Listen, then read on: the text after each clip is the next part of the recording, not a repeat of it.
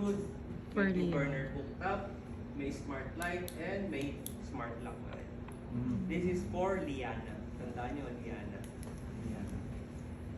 For one bedroom naman na 42 square meters, range niya 11 to 12.5 million.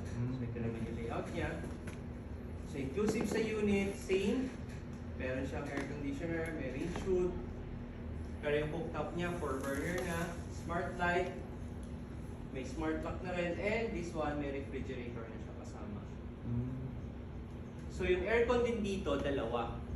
So isa sa bedroom, isa sa living and dining.